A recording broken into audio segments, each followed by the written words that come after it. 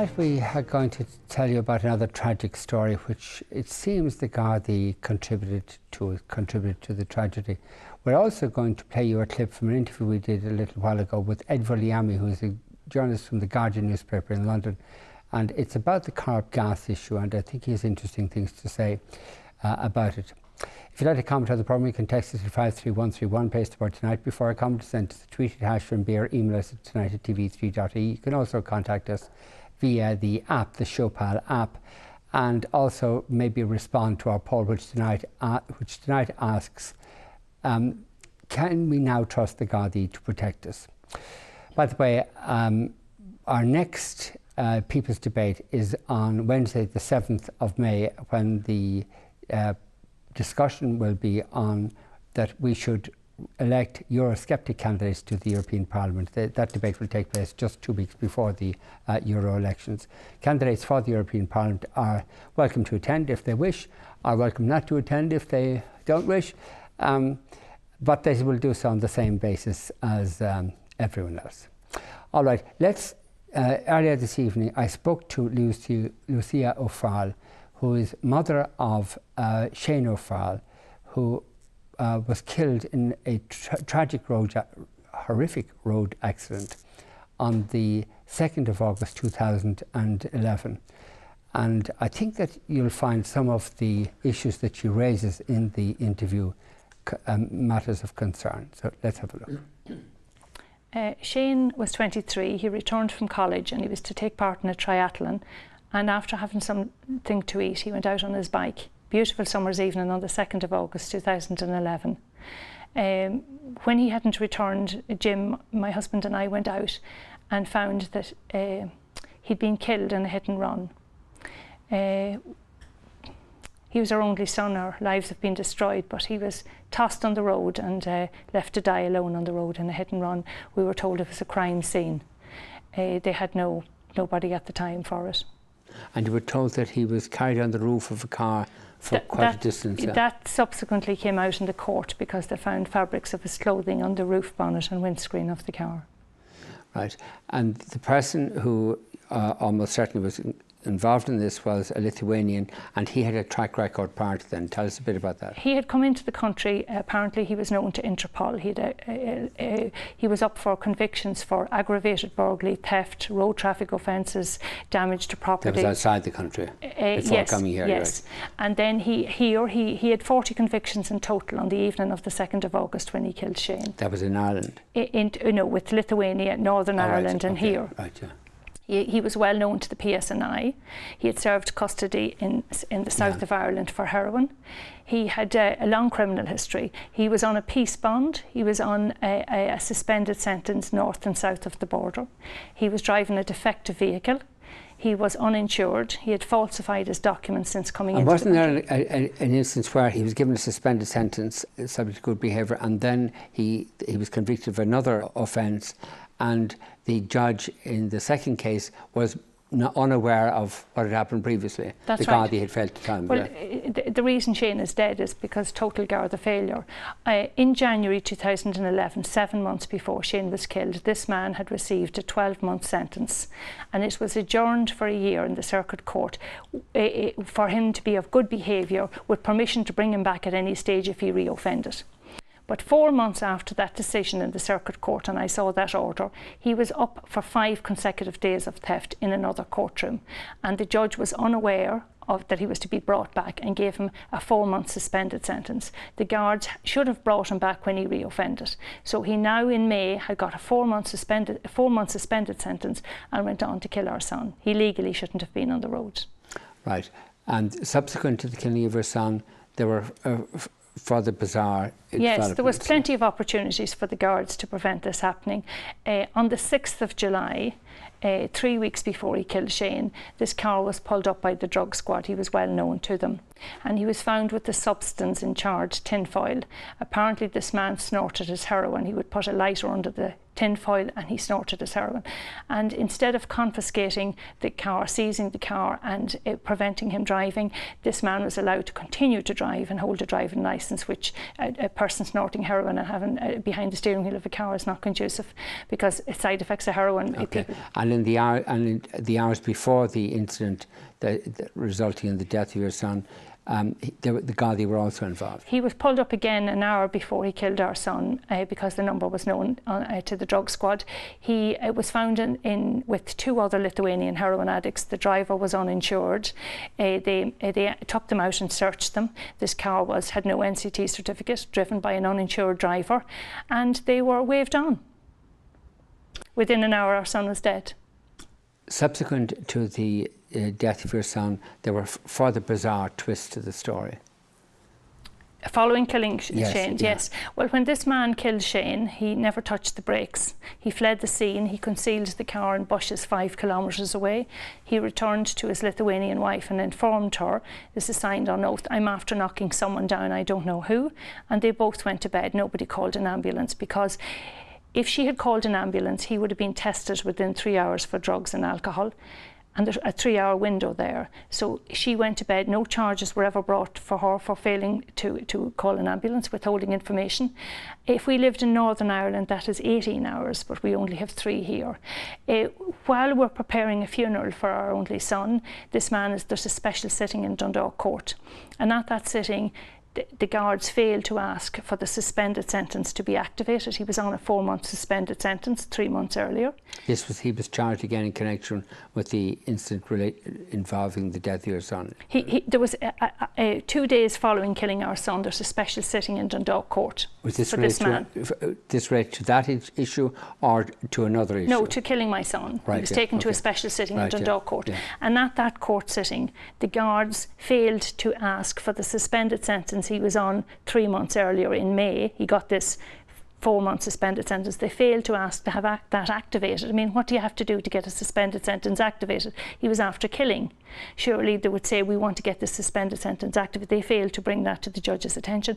And they also failed to object to bail. He was after killing, and bail should have been objected to. So they didn't do that. So this man was out and about. But 2 weeks after killing Shane, he's caught with heroin again. A month after killing Shane, he's driving around again uninsured, no tax.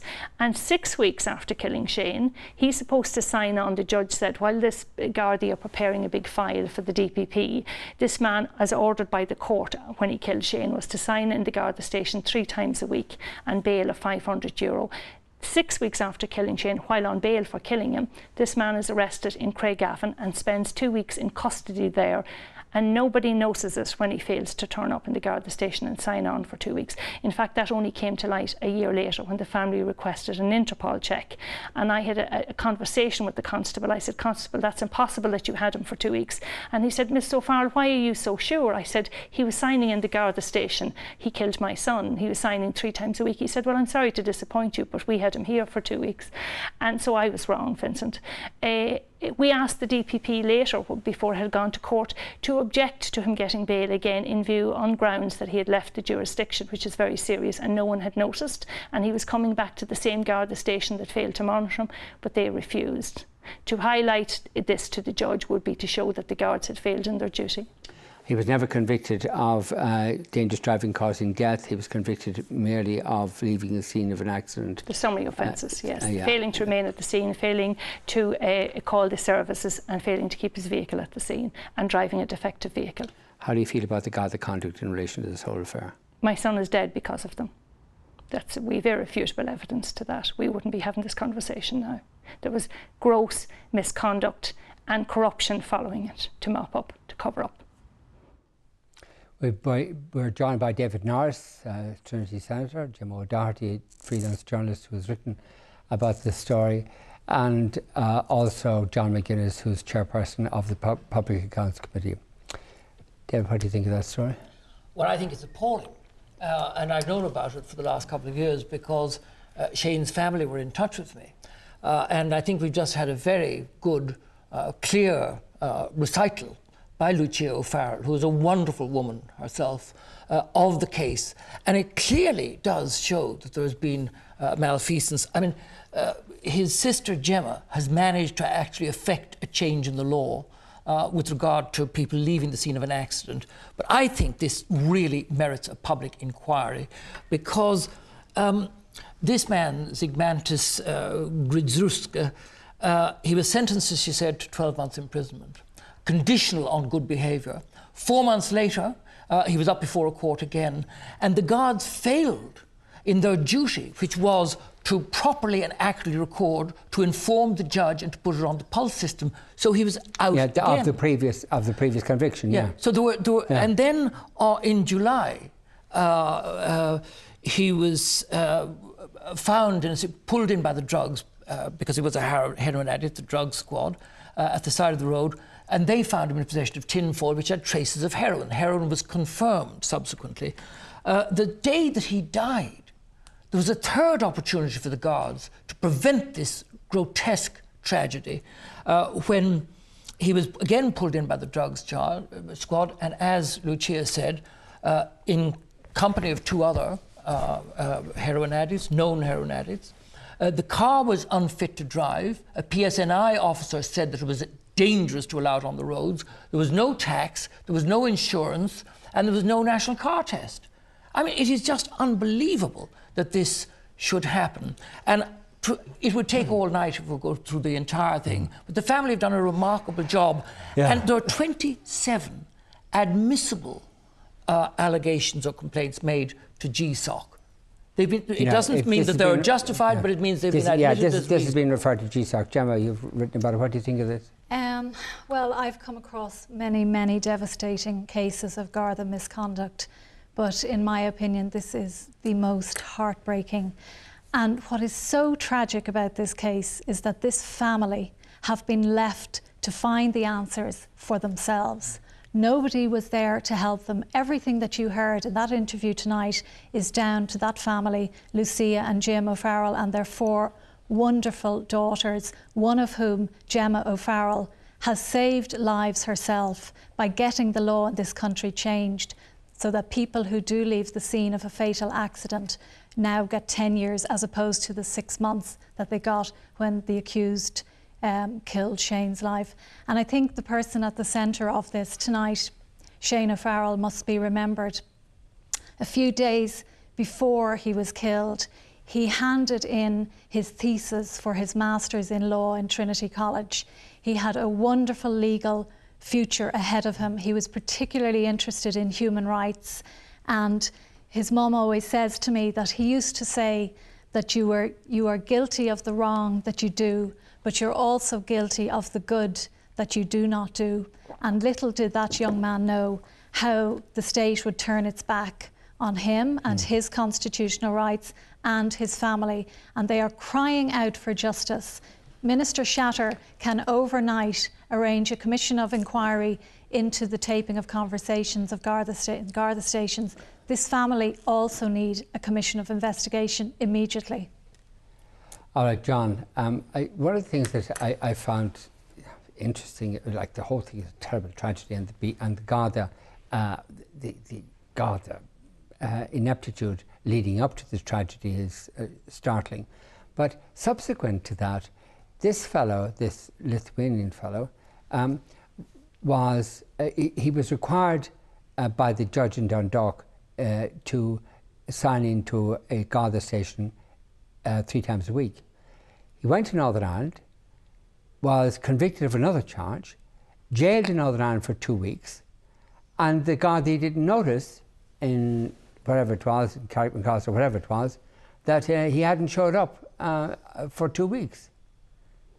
If you take the file... It's not great, is it? No, it's not right. If you take the file and read it from cover to cover, this is a case, the death of Shane, that will bring to the fore all that is wrong with the Garda investigation, the methods that they use, the systems of recording the criminal activity of people, and then from there to how a family is treated by the AG, the DPP, and how this family, Lucia and Jim, have had to investigate the case fully themselves.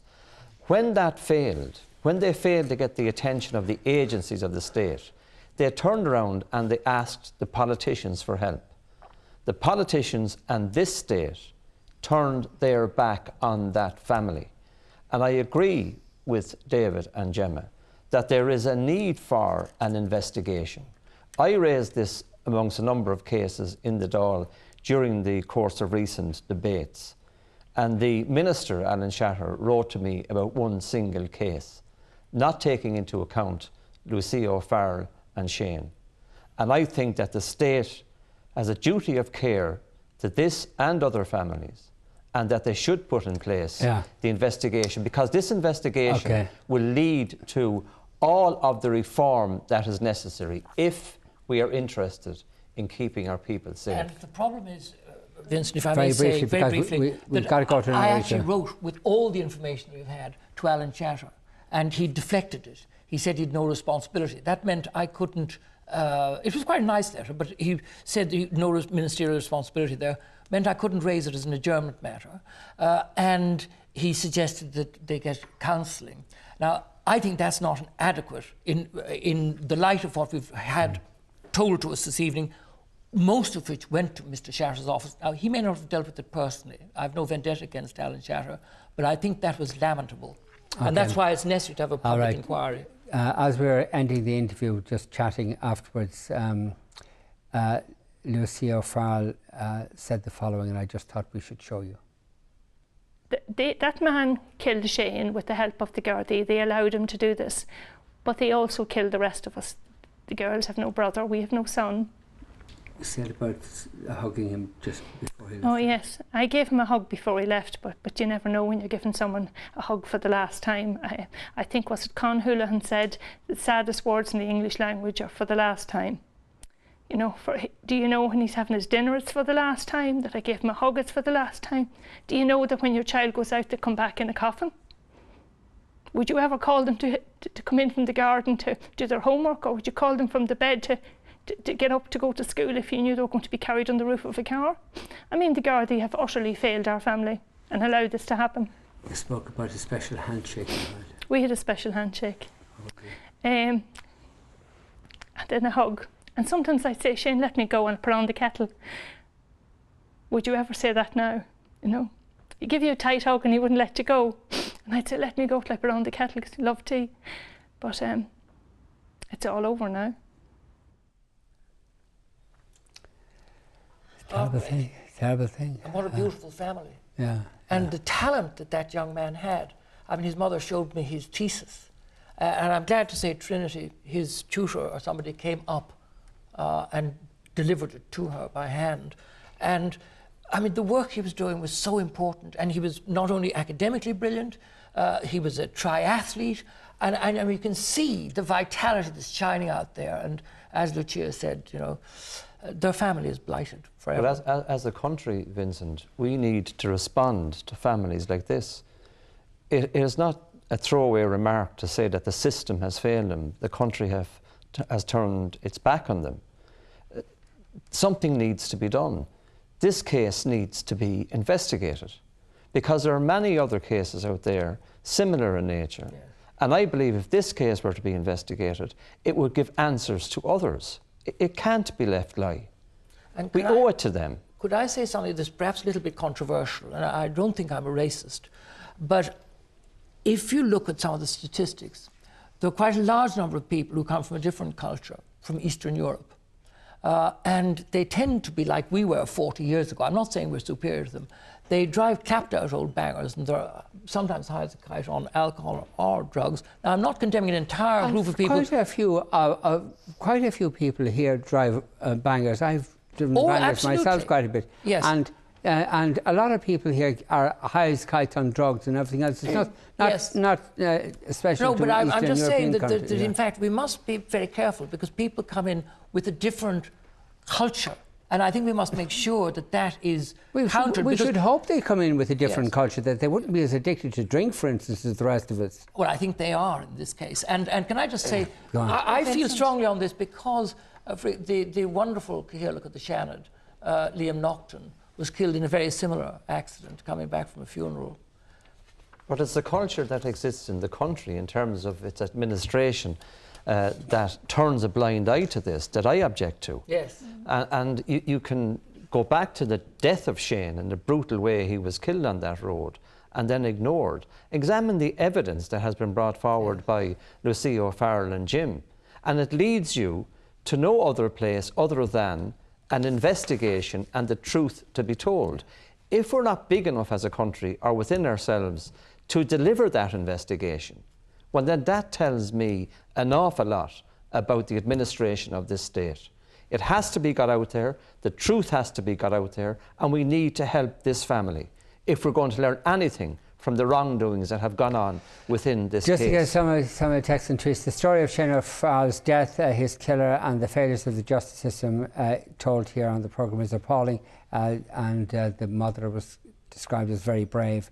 J.J. Hurley says, our justice system is a joke like our political system. Simon says, considering the God they can put children on the pulse system, it doesn't seem remiss not to properly flag the offender in this matter. And Andrew Larry says, the death of this young man is a bigger scandal than the whistleblower ones, and arguably it is. And also, the putting traveller infants into the pulse system. That seems to me to be a shocking... And that is racism. Yeah, it is racism, yes. yeah. But the files on that, Vincent, have been given to the authorities. They have been given, and we know what's contained in them. And we can discuss it or debate it, but we have to decide for ourselves that we're going to take action in relation to it. Yeah. Because travellers have rights.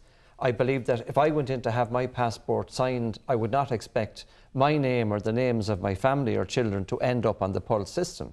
We know that that happened, and we know that there are other cases that need to be exposed, that are there in fact, and we need to deal with that issue as well.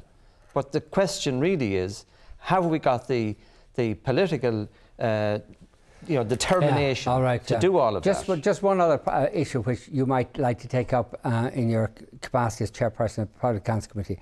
The Women's Aid Refuge in Dundalk is closing on the 27th of June because its funding has been reduced by 75%, and they means they can accommodate 293 requests for refuge in 2013. It really is. What is we coming to? What is happening? I said, the Women's Refuge Centres, these are people who've been badly beaten up and who need a refuge from their beaters, and that they're going to close it down, and they've cut the funding for this by 75%. Vincent, it is the most vulnerable in this state that are being marginalised and abandoned. And if you take the figures that are involved there and compare them to the figures that we discussed today at the Public Accounts Committee, €4 million written off and a building knocked down, 10 million written off in another project, Pooled Beg 196 million, and so on and so on. Yeah. If we were to be careful about spending our taxpayers' money, issues like that might not arise. Yeah. All right, we do it, Vincent, with gay abandon. Yeah, we have a short programme this evening because we started later because of the football. Ed Vulliamy, who is really a very distinguished journalist with The Guardian and The Observer in London. He has done really wonderful reporting from Bosnia, Iraq and Mexico and elsewhere around the world. Well, he came to Ireland recently and he reported on, he has an interest in the Corrib gas issue. And we interviewed him about this, and he has interesting things to say about the Corrib gas issue and also about Irish journalism. Let's have a look. Where I grew up in journalism, and I don't mean where geographically, I mean how, if a massive multinational behemoth wants to come ashore with attractive licensing arrangements and so on, and ram a pipeline into a fishing community and a farming community, and to do so backed up by a police force and private security that treat people and beat people in that way, well, that's a story. I mean, this is what, we went into journalism to do this stuff. As soon as I saw the pipe, I thought, I want to meet these people. I mean, what more extraordinary image than a man bombing up and down on his fishing boat trying to lay lobster pots, relaying radio messages to the biggest pipe-laying vessel in the world. I mean, it's epic in its way. Why has it been not covered? And why has it been covered in the way it has is anybody's guess. But if it is to do with the influence of corporate public relations and the cogency, shall we say, to use the polite term, of Shell within this kind of nexus that connects the media, the corporate world and politics in this country, then that might go some way towards explaining things. And this is a general and wider point. And this is what worries me, is this sort of, I think,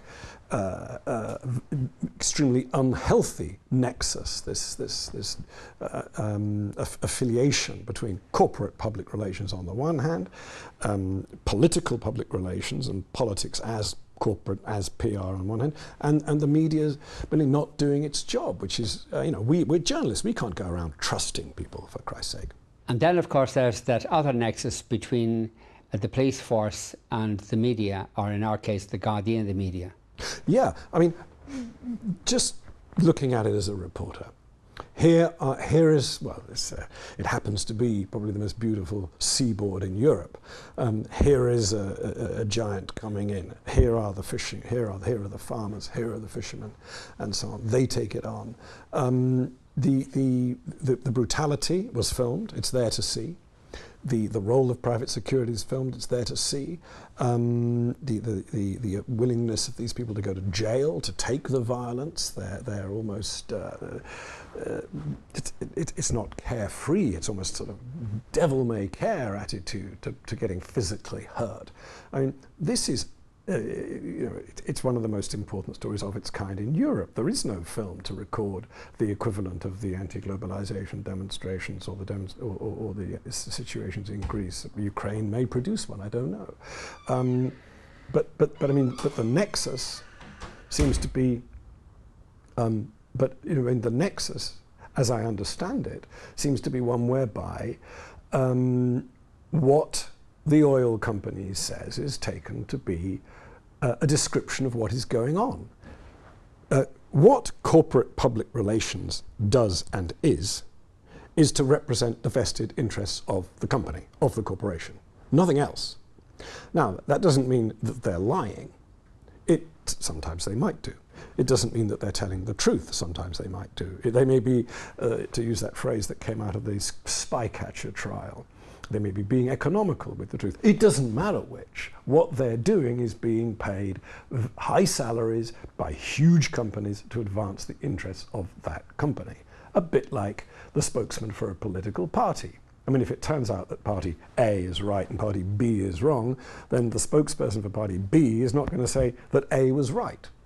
That's the situation. And what we have is their word, their account of things being taken as gospel by journalists whose job is not to believe these people, but to establish facts for them. You were the journalist who broke the story about Shell funding a drinks party for the Gardaí at Christmas. How did you come to get that story? Well, I mean, the idea of sort of Shell ordering a subcontractor to deliver tens of thousands of euros worth of booze to the cops at Christmas. I mean, it happens within a context. It happens within a context of the brutality that you can see in the film. It happens within the context of a UN special rapporteur saying that excessive force had been used by the police against peaceful demonstrators. That's the context. That's nasty. That's sick.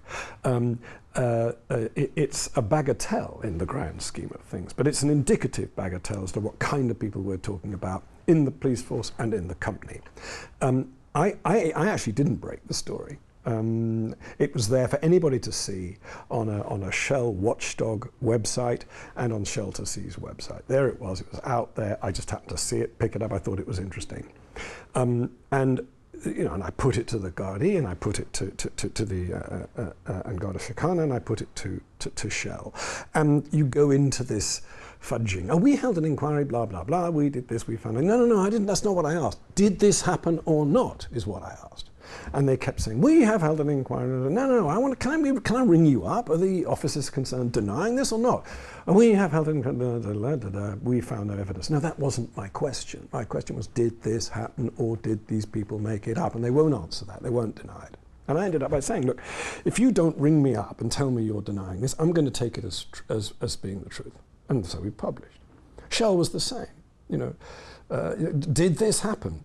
We have held an inquiry. There was an investigation. Oh, can I see the investigation? No, you can't. Can I interview the person who conducted it in The Hague, Mrs. Van Dam? No, you can't. Well, I'm not going to take that as a denial.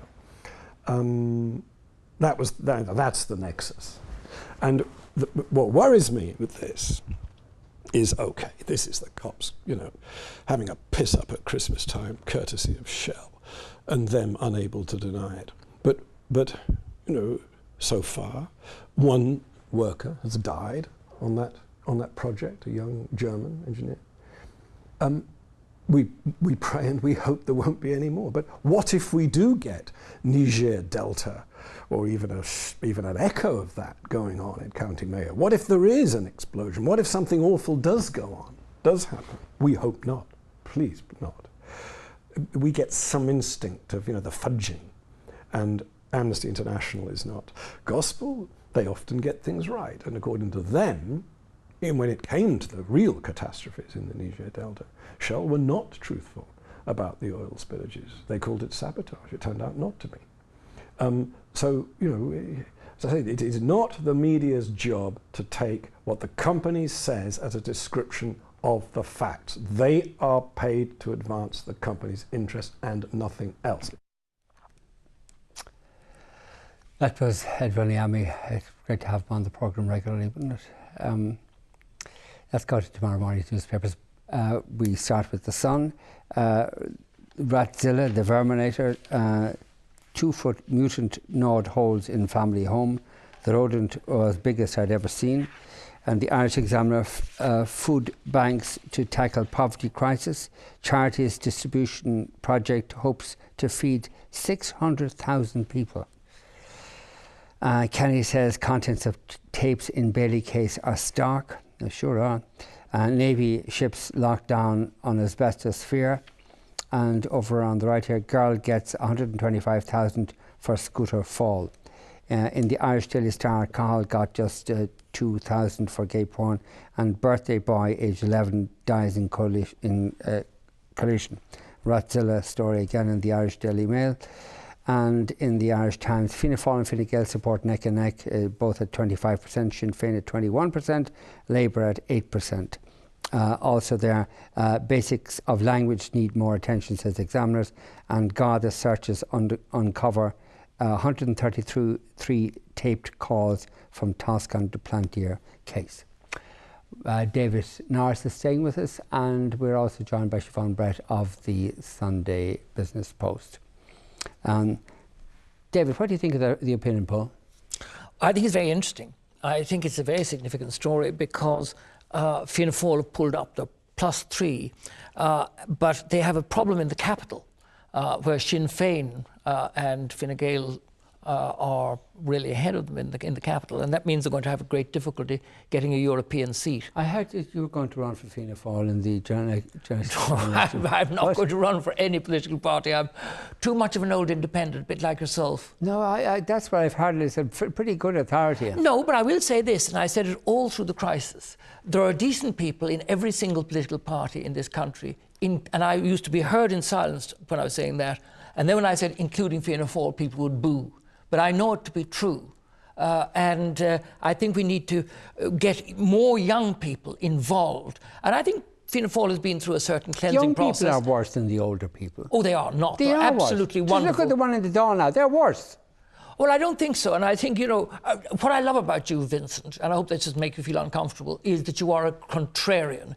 If I said, that's a lovely blue background, you say, blue, well, I'd say it's kind red. of off pink, it's red. And then if I red. said, okay, it's red, you say, no, but there's a hint of blue in it. And can I say, this is your second-hand tie and this is a piece of paper? Because they stripped me of my lovely blue spotted tie. But I think also the Garda searches uncovered 133 tape calls. That is stark, as the Examiner, which is another very good paper, says. But I think one should say that the guards, by and large, shouldn't be condemned. You know, they do some wonderful work, and there are marvellous people in it as well, but they've been let down principally by the top. Siobhan, what story do you want to focus on? I think probably the story for tomorrow and for tonight, it must be the Irish Times poll and the continuing decline in support for... How about that story in the Examiner? Food banks to tackle poverty crisis. Yes. Charities distribution project hopes to feed 600,000 people. Yeah, That's some story. It's quite shocking, isn't it? I guess it's an ambitious figure. Isn't it? It's quite It's shocking. appalling. Yeah. You know, we're back to soup kitchens. We have evictions. I mean, what are we going to be celebrating in 2016? I think it's all madness. Gay people, marriage, probably. Well, yes, possibly. I hope so, although I'm a bit beyond it now. I don't think it's of academic interest to me now. We're going to take a break. After the break, we'll get to more of David Norris, and we'll get to some of the texts and tweets that continue the preview of tomorrow.